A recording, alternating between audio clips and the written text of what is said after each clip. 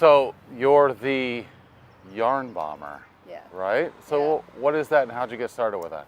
I got started, I saw a picture on Facebook one winter of a woman who I believe was in Canada. She was leaving scarves on like monuments and statues in her town. And I thought that was a really good idea. And it showed a picture of a tag saying that it was available to anybody who needs it. So I tried to do that, and I had like 3 scarves that I put out.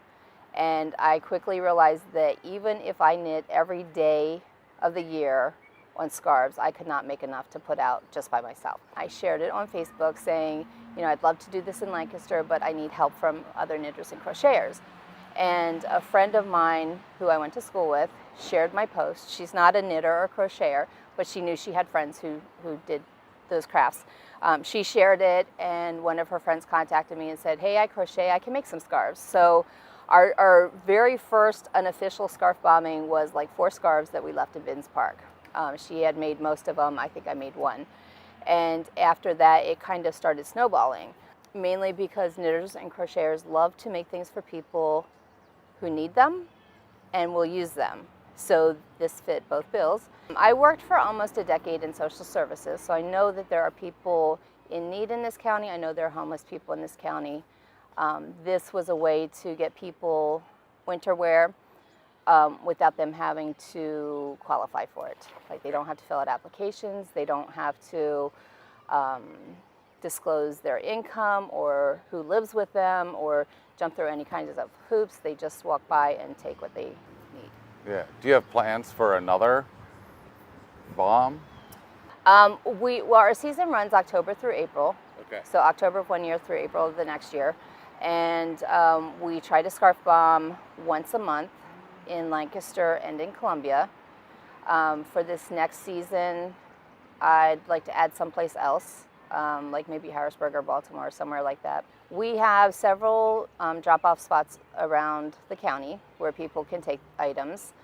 We have a Facebook page. We also have a website, so people can contact us through either of those.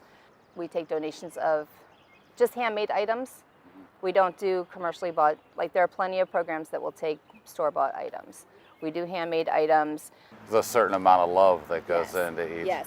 So having worked in the drug and alcohol treatment field, I learned that sometimes, actually often, it's a very small thing that makes a change for somebody. Like, people need to know that somebody cares about them. And sometimes that's what gives them the strength to get through one more day or one more night or something. It's usually just a very small thing. You know, somebody treated them like a human rather than a useless object. Yeah. So a handmade scarf is made with good intentions, and it's kind of like a hug for people. Most of them help keep people warm, but we have some that are very small and are not necessarily really warm scarves, but people love them. Okay. So we kind of try for the really warm ones because it's cold out, but if somebody loves it, they will use it regardless. Yeah. So, yeah. Now, what about sizes? I mean, do we have kids involved with this, and do we?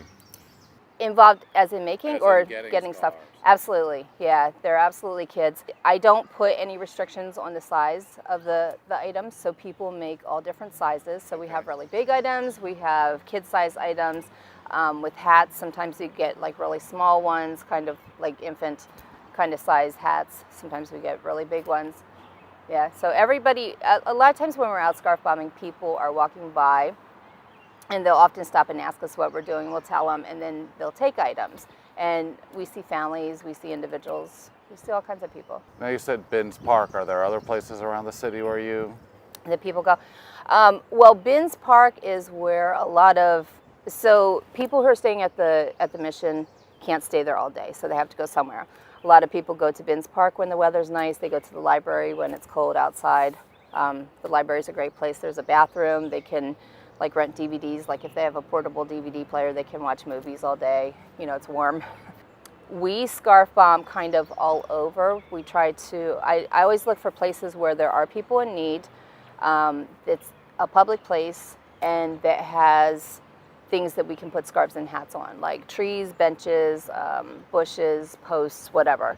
We don't really put them on like parking meters or municipal signs or anything like that. Maybe a light post, you know, a lamp, we would tie it around. Trees are great. Benches, we can do like the arms of the benches or the back of the benches, or like these chairs, you can tie it around that. So let's get a little bit of your history. You said you worked in social working. How did you get into that, and what did you do? How did I get into that? I was looking for a job and I found it. Fair I did administrative work, so I found that job, but I learned a lot about addiction, about people in need in this county through that job. Are you originally from here? Am I originally from here? Is that a loaded question? It really is. My dad's retired Navy. Okay. So I was born in Florida. I grew up all over the U.S. My parents both were born and raised in Lancaster County. And when my dad got out of the Navy, we moved here. I don't necessarily consider myself to be from here, though. Okay. What are some of the needs that you're looking at going forward into this next season? For the project? Yeah.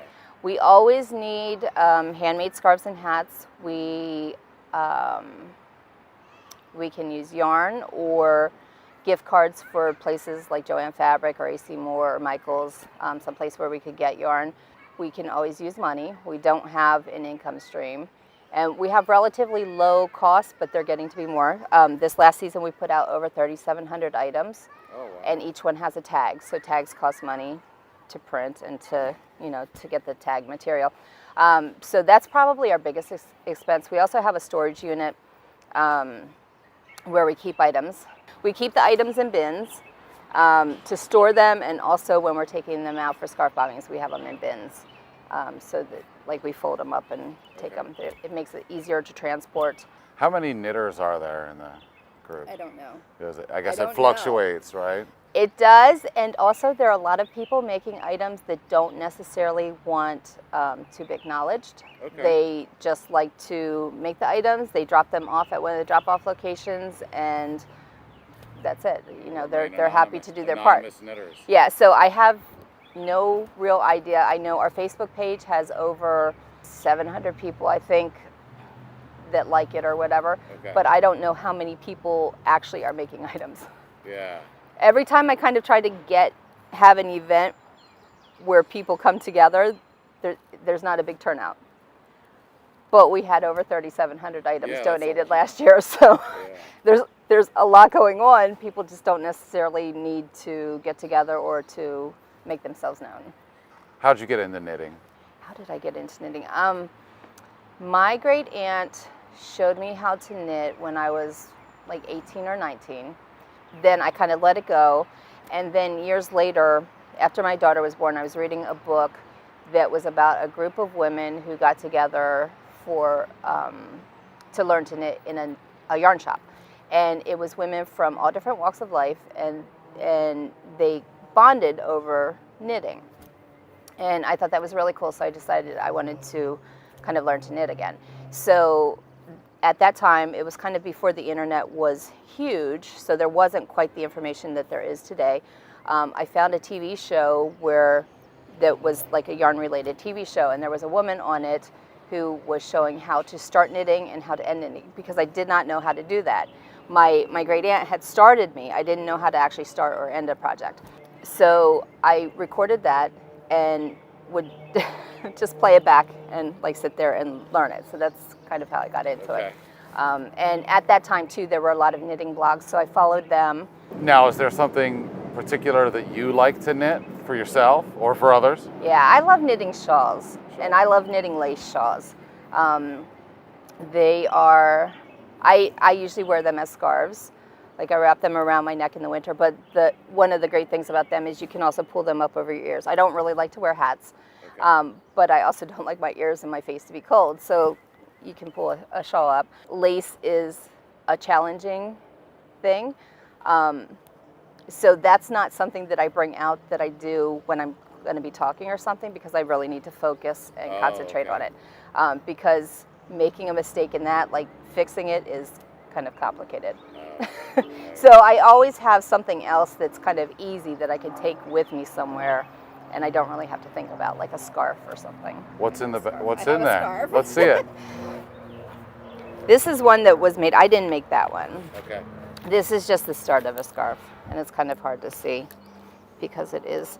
So this is actually being knit the long way. So this is going to be the length of the scarf. Okay. Rather than, like, this one was knit this way. Right. So it was the width, so they kept going. Now, how long does it take? That one's taken a long time because I don't work on it much. Okay. A scarf generally, I would say like 5 to 8 hours maybe.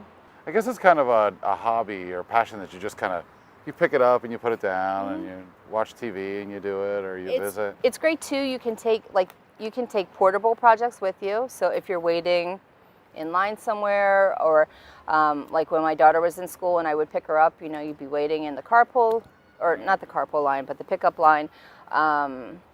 Or when you go to a doctor's office and you're sitting waiting, it gives you something to do.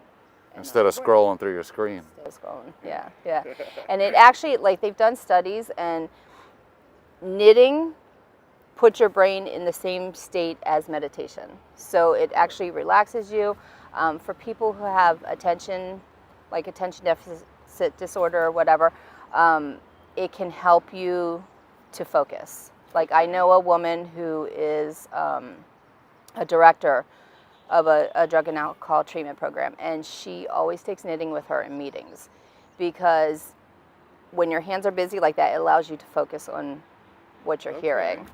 And I find myself too, sometimes like long meetings or trainings or something, if I have knitting with me, I'm able to focus more. If I'm not knitting, I tend to start thinking about other things after a while. Okay, that makes sense. I listen to like jazz music while I write. Yeah. So that gives me something in the back. Yeah. That's cool. Okay. And for me, like, TV is kind of boring for me. So and also I feel like it's not really beneficial, like it's not productive kind of thing. If I'm knitting while I'm watching TV, I feel at least I'm doing something. Yeah. We had a table set up at the Barnstormers game, giving out information, whatever. And the women that were at the table told me that a woman came up to them and told them that she got a scarf from like one of our first scarf bombings and loved it, and it was so wonderful, whatever. Oh, I know there was another instance in Colombia. I think in Colombia we always scarf bomb around the Columbia Presbyterian Church. They have a lot of outreach projects. They have meals, they have a food bank, they have a clothing bank, they have a homeless shelter in the winter. So we put things there because people are kind of in that area. So I think it was one of the women from the church had contacted me and said that there's another program close to where we scarf bomb that helps people find services and things. And there was a woman and her kids who, I think the night that we were scarf bombing, got evicted or something, had to leave her house or something. The next day she went into that program and there were scarves out. So she took some of the scarves, like they had nothing when they left their home. So that was kind of nice, and also, you know, right on time. Yeah. Like Perfect time. because when we scarf bomb, items stay for, usually they're all gone within 24 hours. Oh, really?